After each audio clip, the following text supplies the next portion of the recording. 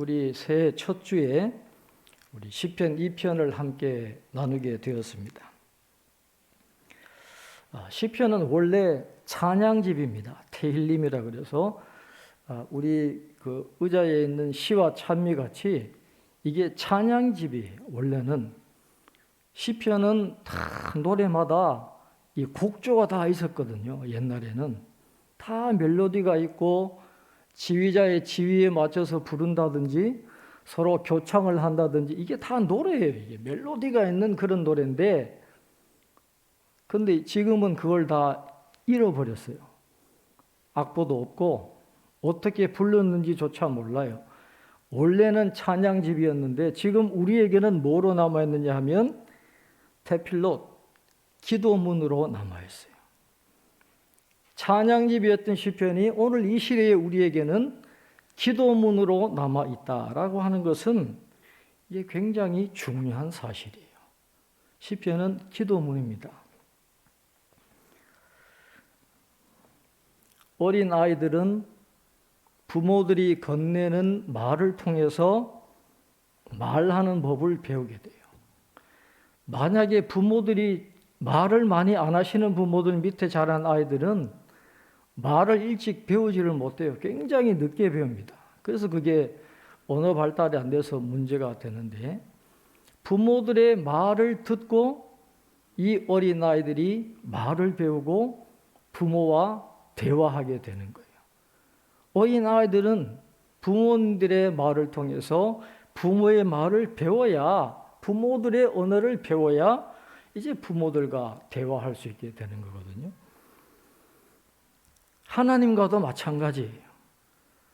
하나님이 늘 우리에게 말씀을 건네시고 대화를 하기를 원하시는데 우리는 그 하나님의 언어를 배워야 됩니다. 하나님의 언어를 배우고 하나님과 대화를 해야 된다는 것이죠. 우리의 기도는 하나님의 언어를 따라 말하면서 시작이 돼요. 어린아이가 부모의 그 언어를 따라하면서 대화를 시작하듯이 우리의 기도는 하나님의 언어를 따라서 말하면서 시작이 되는 것입니다.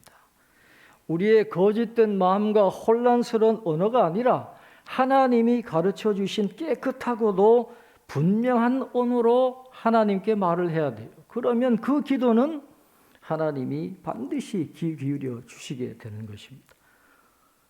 이런 점에서 이 시편은 기도에 관해서는 주기도문과 복음과는 그런 중요한 가르침을 우리에게 주고 있습니다. 우리가 왜 기도해야 됩니까? 하늘과 달리 땅은 아주 소란스럽기 때문에 그래요. 이 땅에는 문제가 많기 때문에 우리는 기도할 수밖에 없는 것입니다. 이 땅의 수많은 문제들을 헤쳐나가기 위해서 우리는 기도해야 되는 것이죠. 시편에는 이 땅에서 경험할 수 있는 수많은 실존적인 그런 상황들이 다 들어있어요. 그런 다양한 실존을 반영하면서 우리에게 기도하는 법을 가르쳐 주기 때문에 우린 이 땅에 있는 동안 시편으로 기도해야 됩니다. 시편의 말씀을 가지고 하나님 앞에 기도하고 그 시편의 말씀을 통해서 기도하므로 하나님의 응답을 체험하는 그런 신앙의 길을 우리가 걸어가야 되는 것입니다. 2022년에는 어떤 문제가 우리를 덮칠지 알 수가 없습니다. 델타에 이어서 오미크론 변이가 생겼는데 또 다른 변이가 어떻게 나올지 아무도 몰라요. 또 우리 개인의 삶 속에 어떤 문제가 닥칠지 우리는 알 수 없어요. 내일 일을 우리가 알 수 없습니다. 그러나 우리는 기도하는 법을 배울 수는 있어요. 문제들이 닥칠 때마다 그 상황마다 시편의 기도를 가지고 하나님 앞에 나가서 시편의 말씀을 가지고 기도하면 하나님이 적절한 길을 우리에게 인도해 주셔서 그 문제를 헤쳐나갈 수 있도록 도와주신다라는 것입니다. 시편은 우리에게 기도를 가르쳐 줍니다. 기도를 가르쳐 줄 뿐만 아니라 우리가 이 땅에서 어떠한 삶을 살아가야 하는지에 대한 생생한 교훈을 또한 시편은 우리에게 주고 있습니다. 여러분, 시편 성경을 보면 제1권, 2권, 3권, 4권, 5권 그렇게 되어 있어요. 5권으로 되어 있음을 여러분 볼 수가 있습니다. 왜 이 시편의 저자는 150개의 시를 5권으로 1권부터 5권으로까지 그렇게 편집을 해 놓고 있을까요? 구약 성경의 모세의 토라가 5권이기 때문에 그래요. 창세기, 출애굽기, 레위기, 민수기, 신명기 이게 토라잖아요. 이 토라가 5권이잖아요. 여기에 맞춰서 시편을 5권으로 1권부터 5권까지 그렇게 편집을 해 놓은 것입니다. 시편이 모세의 토라처럼 5권으로 구성되어 있다라고 하는 것은 시편을 토라와 같은 지침으로 읽어야 된다라는 거예요. 사람의 글로, 사람의 시로, 사람의 말씀으로 듣는 것이 아니라 비록 사람의 기도요, 사람의 글이지만 그건 하나님의 말씀, 토라로 들어야 된다라고 하는 것을 가르쳐 주고 있는 것입니다. 토라라고 하는 말의 뜻은 지시라는 뜻이 있어요. 누구나 길을 걸어갈 때 주어진 길을 따라 걸어가야 된다는 거예요. 그 지시에 따르지 않고 자기 마음대로 길을 벗어나면 머지않아 어려움을 당할 수밖에 없다라고 하는 것이죠. 그래서 이 토라는 지키지 않으면 안 되는 가르침이 바로 토라입니다. 그래서 나중에 토라에 율법이라는 그런 의미가 붙여지게 되는 것이죠. 반드시 지켜야 되는 그런 지침을 이야기합니다.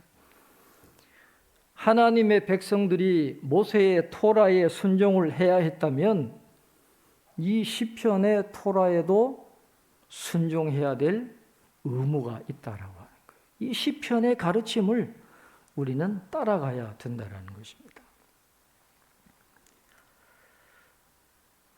우리가 오늘 시편 2편을 나누고 있지만 시편 1편과 2편은 원래 하나입니다. 하나의 시편이에요. 그래서 고대 유대인들과 신약 시대 초대교회 성도들은 1편과 2편 나누어 된 게 아니라 하나가 된 그 시를 읽고 있었던 것입니다. 여러분 시편의 제1권, 2권, 3권에 보면 표제어가 붙어 있어요. 시들마다 다윗의 시라든지 아삽의 시, 고라의 시 그런 표제가 붙어 있는데 1편, 2편을 보면 표제가 없어요. 표제가 없습니다. 둘이 하나가 되어 있다는 것인데 이 1편, 2편은 표제가 없기 때문에 이 시편 전체를 조망하는 서시 역할을 하는 게 바로 1편과 2편입니다.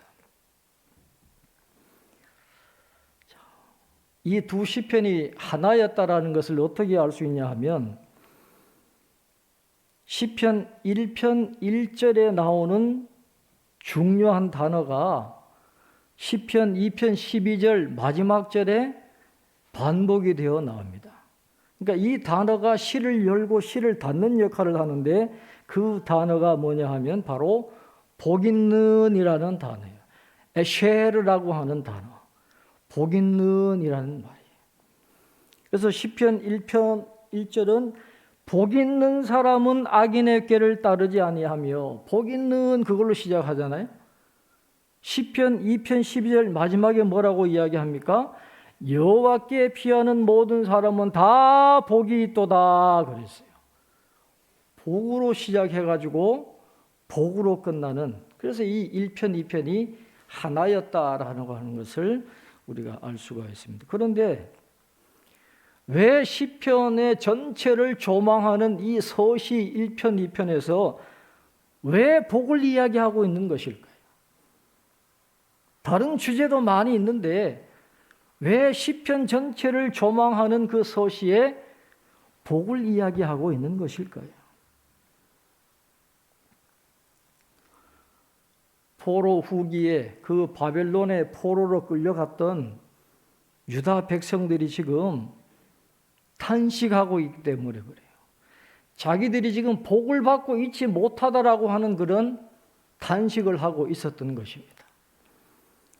그렇게 복을 받지 못했다라고 포로로 끌려가서 신세를 한탄하고 있는 그 유다 백성들에게 참된 복이 무엇인가를 가르쳐 주기 위해서 편집된 것이 바로 이 시편의 말씀이에요. 나는 복이 없다. 하나님 도대체 어디 계시냐? 하는 그런 사람들에게 아니야. 너희들에게 참된 복이 이미 주어져 있다라고 하는 것을 가르쳐 주시는 말씀이 바로 시편 말씀이기 때문에 복이라는 단어가 맨 처음에 나오고 있습니다. 그러면 시편이 이야기하는 참된 복이란 어떤 것일까요? 바로 시편 1편에 나온 것처럼 마음에 율법을 새기고 율법을 하나님의 교훈으로 여러분 바꾸어 읽어보세요. 하나님의 교훈을 늘 생각하고 그 교훈을 되새기고 묵상하면서 그 교훈을 지키면서 하나님과 동행하며 살아가는 것, 그게 참된 복이라는 거예요. 지금 여러분들이 나라를 잃어버리고 여러분들의 모든 재산 다 잃어버리고 포로로 끌려와서 자유를 잃어버리고 척박하게 암울하게 어두운 그런 삶을 살아가지만은, 그러나 그런 상황에서도 하나님이 여러분에게 말씀을 주셨으니 그 말씀을 묵상하고 그 말씀대로 살아가는, 그리고 그런 가운데도 하나님과 동행하는 그것이 바로 여러분에게 진정한 복이다라고 하는 것을 시편은 가르쳐 주고 있는 것입니다. 그래서 1편에 나오는 그 의인이라는 사람은 어떤 사람입니까? 하나님의 말씀을 늘 즐거워하는 사람, 하나님의 말씀을 늘 주야로 묵상하고 지키는 사람, 그 사람이 의인이라는 거예요. 그 의인의 길을 하나님이 인정하신다라는 것입니다. 그런데 그 의인이 2편에서는 뭐로 나오냐 하면 시온에 세워진 왕으로 나오는 거예요. 시온에 세워진 그 왕이 하나님의 말씀을 통해서 하나님의 뜻대로 통치하는 그 세상을 만들어가는, 그것이 가장 큰 복이다라는 것을 시편은 가르쳐 주고 있습니다.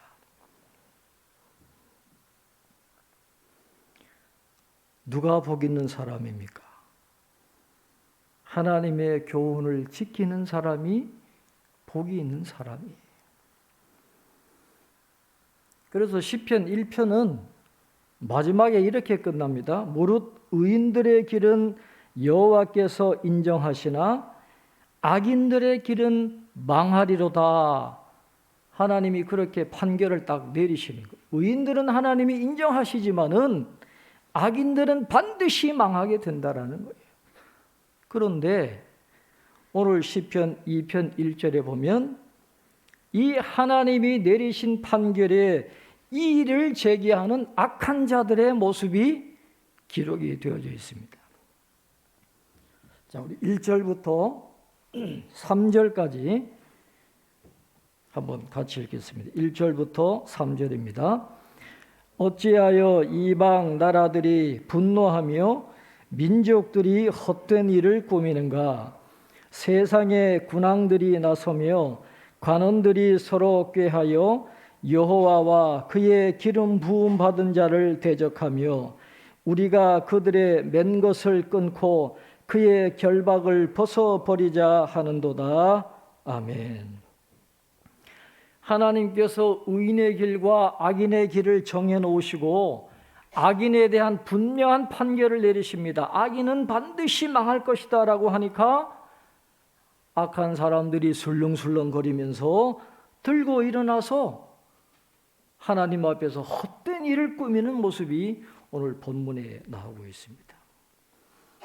시편 1편에서는 악한 자들이 한낮 바람에 흩날리는 쭉정이와 같을 것이고 하나님의 심판을 받을 때 몸을 가누지 못하고 한순간에 사라져 볼 거라 그렇게 이야기하니까 이 악인들이 들고 일어나는 거예요. 절대로 그런 일이 일어나지 않도록 하나님 앞에서 헛된 도모를 서로 도모하는 장면이 오늘 시편 2편에 나오고 있다라고 하는 것입니다.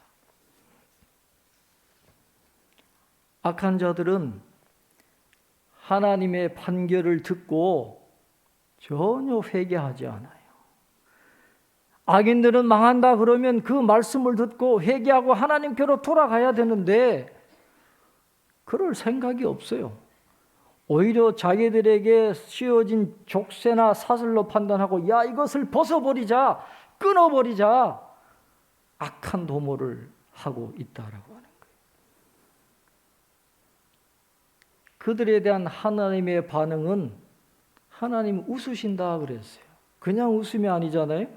하나님이 비웃으신다라고 이야기해요. 4절에 보면 하늘에 계신 이가 웃으시며 주께서 그들을 비웃으시리로다 그렇게 말씀을 합니다.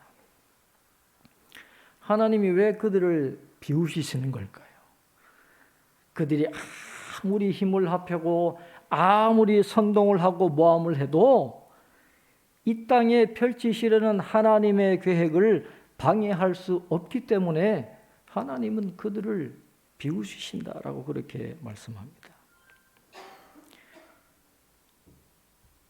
하나님은 선한 왕을 이 땅에 세우시고 그 왕을 통해서 하나님의 토라를 따름으로 하나님의 통치를 이 땅에 세우시려는 뜻을 확고하게 세워 놓으셨기 때문에 악한 자들이 어떤 도모를 해도 그 하나님의 선한 계획은 절대로 무너질 리가 없기 때문에 하나님은 그들을 비우시신다 그렇게 말씀을 하고 있습니다.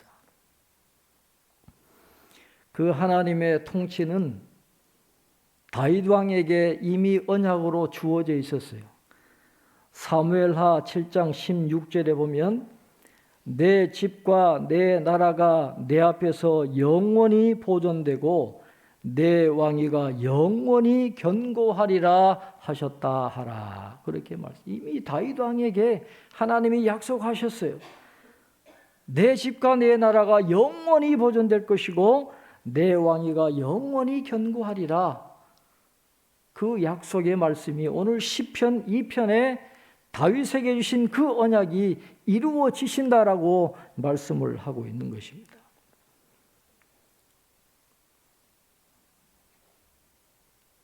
하나님이 시온산에 세운 왕을 통해서 그 약속이 이루어지는 겁니다. 6절부터 9절까지 우리 한번 같이 읽겠습니다. 6절부터 9절까지 말씀입니다. 내가 나의 왕을 내 거룩한 산 시온에 세웠다 하시리로다. 내가 여호와의 명령을 전하노라. 여호와께서 내게 이르시되 너는 내 아들이라. 오늘 내가 너를 낳았도다. 내게 구하라. 내가 이방 나라를 내 유업으로 주리니 내 소유가 땅 끝까지 이르리로다. 내가 철장으로 그들을 깨트리며 질그릇같이 부수리라 하시도다. 아멘. 거룩한 산 시온에 하나님이 왕을 세우시고 그 왕을 통해서 하나님의 통치가 이루어집니다. 여기에서 하나님이 시온산에 세운 왕이 누구입니까? 1차적으로는 다윗 왕이에요. 그러나 다윗 왕조는 실패했잖아요. 다윗 왕이지만 그 다윗 왕은 누구를 예표합니까? 메시아로 오시는 예수님을 예표하는 게 다윗이에요.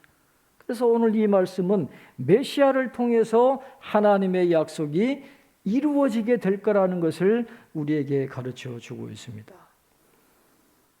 너는 내 아들이라. 이건 메시아를 가리키는 용어예요. 내 아들. 하나님이 보내주실 메시아를 통해서 그 통치가 이루어질 것이라 그렇게 말씀하고 있고, 내가 이방 나라를 내 유업으로 주리니, 하나님이 다윗 왕에게 이 이방 나라를 주겠다라고 이렇게 약속하신 적이 없어요. 그러니까 이건 다윗 왕이 아니라 메시아를 가르치는 거죠. 그러니까 메시아를 통해서 하나님의 통치가 이 땅에 온전히 이루어지게 된다라는 것입니다.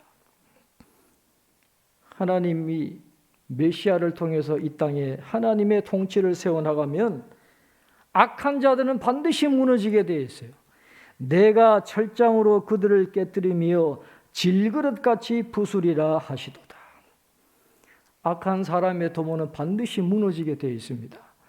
그들이 믿은 사람들을 이길 것 같고 하나님의 나라를 무너뜨릴 것 같은 그런 대단한 기세로 나타날 수 있지만, 그러나 궁극적으로는 악한 도모를 하는 사람들은 반드시 깨어지게 되어 있어요. 여러분 한번 보세요. 악한 자들은 잘 되는 것 같아도 순식간에 하나님이 거두어 가시면 한순간에 무너지게 되어 있어요. 철장으로 깨뜨려 질그릇이 와장창 깨어지듯이 그 잘 나가던 사람들이 한순간에 깨어진다라는 거예요.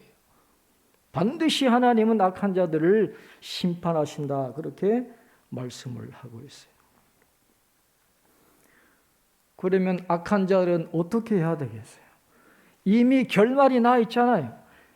의인들에게는 하나님이 인정하시지만은 악인들은 망하게 되는데, 그 악한 사람들은 이제 어떻게 해야 되겠습니까? 하나님의 이 판결을 들었을 때 어떻게 해야 되겠어요?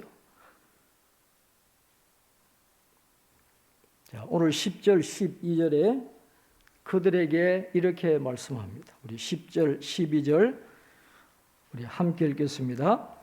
그런즉 군왕들아, 너희는 지혜를 얻으며 세상의 재판관들아, 너희는 교훈을 받을지어다. 여호와를 경외함으로 섬기고 떨며 즐거워할지어다. 그의 아들에게 입맞추라. 그렇지 아니하면 진노하심으로 너희가 길에서 망하리니 그의 진노가 급하심이라. 여호와께 피하는 모든 사람은 다 복이 있도다. 아멘. 악인들은 망할 수밖에 없어요. 그 망함을 벗어날 수 있는 유일한 길은 하나님께로 돌아가는 거예요. 하나님을 경외하고 메시아이신 주님께 입맞추고 주님을 섬기고 주님의 길을 따라 걸어가는 것이 그들이 구원받은 유일한 길이라는 것입니다. 10절에 그런즉 그랬어요. 히브리어로 아타라는 말인데 이것은 지금이라는 말이에요. 지금 당장 회개하라는 것입니다.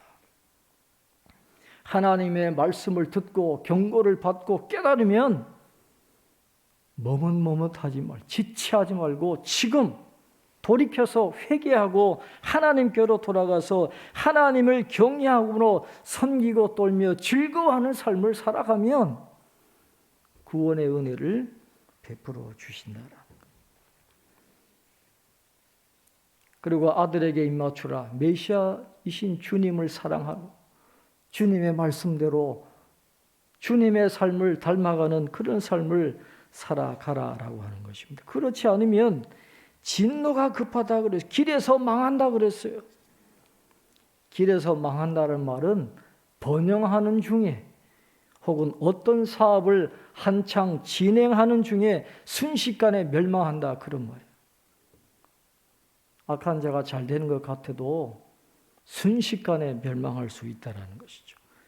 잉태한 여인이 해산의 고통이 갑자기 임하게 되듯이 악한 자들에게는 반드시 하나님의 심판이 이르게 될 것입니다. 그래서 오늘 시인은 이렇게 노래합니다. 오직 여호와께 피하는 사람만이 복이 있도다. 그렇게 말해요. 악인은 넘어질 수밖에 없습니다. 그러나 하나님께 피하는 자, 하나님의 말씀을 묵상하고 하나님의 교훈을 지키는 그 사람, 그 참된 복을 누리는 자, 그 사람이 진정 복 있는 자다라고 이렇게 말씀을 하고 있습니다.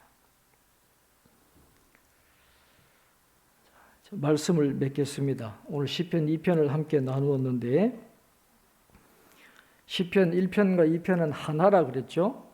이게 시편 전체를 바라보는 그런 서시의 역할을 한다 그랬습니다.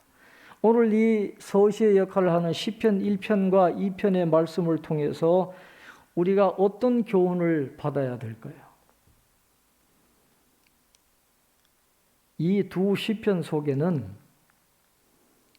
신명기가 바라고 있는 이스라엘의 왕도에 대해서 그 진리의 말씀을 담고 있다라고 그렇게 결론을 내릴 수 있습니다. 신명기 17장에 나오는 이스라엘의 왕이 되면 이스라엘의 왕은 이렇게 해야 된다라고 하는 하나님의 말씀의 교훈이 이 시편 1편과 2편에 다 담겨져 있다는 것입니다. 여러분, 신명기 17장에 보면 이스라엘의 왕들은 왕이 되면 어떻게 해야 됩니까? 이스라엘의 왕이 되면 군마를 많이 가지려고 해서는 안 된다 그랬어요. 군마를 얻으려고 백성들을 애굽으로 보내지 마라, 이집트로 보내지 말라 그렇게 말합니다. 아내를 많이 두지 말라는 거예요. 은과 금을 너무 많이 모으지 말라라는 것입니다. 그리고 뭐라고 이야기합니까? 왕위에 오른 사람은 레위 사람 제사장 앞에 보관되어 있는 율법책을 두루마리에 다 옮겨 적고 그 말씀을 평생 자기 옆에 두고 자기를 택하신 주 하나님 경외하기를 배우고 그 말씀을 읽고 그 말씀을 통해서 깨달은 대로 하나님의 뜻대로 통치하는 그 율법의 모든 말씀과 규례를 성심껏 지켜나가는 것이 이스라엘의 왕이 걸어가야 할 그 길입니다. 이러한 이스라엘의 왕도 속에 참된 복의 길이 있는 거예요. 참된 복이 어디에 있습니까? 군마를 많이 모으는 데 있는 게 아니에요. 아내를 많이 두는 데 있는 게 아닙니다. 은과 금을 많이 모으는 게 하나님의 참된 복이 아니에요. 하나님의 참된 복은 왕이라 할지라도 하나님의 말씀을 늘 가까이 하고 읽고 묵상하고 그 말씀대로 행하며 사는 것, 그게 복이라는 거예요. 왕이 되었다고 다른 복이 있는 게 아닙니다. 하나님의 말씀을 묵상하고 하나님의 말씀을 지키고 살아가는 그것이 바로 참된 복으로 나아가는 길이다라는 것을 오늘 성경은 우리가 가르쳐주고 있습니다. 2022년을 시작하는 저와 여러분이 어떤 복을 추구해야 되겠습니까? 새해 복 많이 받으세요. 인사도 많이 하고 문자도 많이 받습니다마는 그 복이 뭘까요? 우리가 추구해야 할 복이 무엇이겠습니까? 힘들고 어려운 순간순간마다 하나님이 함께 하심을 경험하고 토라, 이 하나님의 교훈만이 우리를 복된 삶에 이르게 하는 참된 길임을 깨닫고 그 하나님의 교훈을 끊임없이 묵상하고 그 길을 따라 끝까지 걸어가는 그것이 우리가 추구해야 될 참된 복이 아니겠습니까? 올 한 해 동안 우리 모두는 악인의 길이 아니라 의인의 길, 오직 하나님의 말씀으로 은혜 받고 성장하고 성숙하고 하나님의 말씀을 통해서 하나님과 동행하는 참된 의인의 길을 끝까지 걸어가는 저와 여러분 되시기를 주님의 이름으로 축원합니다. 우리 말씀을 생각하면서 함께 기도하겠습니다. 올 한 해 또 새롭게 한 해를 하나님이 허락해 주셨습니다. 질그릇같이 부서질 세상의 부유함이나 권세를 의지하지 말고 오직 하나님만 의지하는 믿음의 사람이 되게 해달라고 기도해 주시고 하나님의 말씀을 사모하면서 하나님을 경외함으로 섬기고 떨며 즐거워하는 의인의 삶을 살아가게 해달라고 기도해 주시기를 바랍니다. 2022년 한 해 임마누엘과 함께 하셔서 우리를 지켜주시고 인도해 달라고 기도해 주시고 우리가 중보기도하는 김상준 장로님, 김계숙 집사님 또 박간주 집사님 위해서 우리 함께 기도 제목을 가지고 하나님 앞에 기도하겠습니다. 하나님 아버지, 은혜와 사랑을 감사합니다. 2022년 새로운 한 해를 허락하여 주셔서 오늘 하나님 앞에 나와 예배드리게 하시고 말씀을 듣게 하여 주시고 그 말씀을 붙잡고 하나님 앞에 기도하게 하심을 감사합니다. 하나님, 시편의 언어로 하나님 앞에 늘 기도하는 죄들 되기를 원합니다. 2022년 또 어떤 은혜를 주실지 또 어떤 어려움이 있을지 알 수 없습니다. 그러나 늘 시편의 말씀을 묵상하고 시편의 말씀을 가지고 기도의 자리로 나아가서 우리의 기도에 응답하여 주시고 우리를 구원하여 주시는 하나님의 놀라운 은혜를 체험하는 저희들 다 되게 해 주시옵소서. 하나님, 오늘 시편 2편의 말씀을 주셨사오니 질그릇같이 부서져 버릴 세상의 부유함이나 권세를 의지하지 말게 하시고 우리의 피난처 되시는 전능하신 하나님만을 바라보고 하나님만을 신뢰하고 하나님만을 의지하는 믿음의 삶을 살아가는 저희들 되게 하여 주옵소서. 하나님의 말씀을 사모하기 원합니다.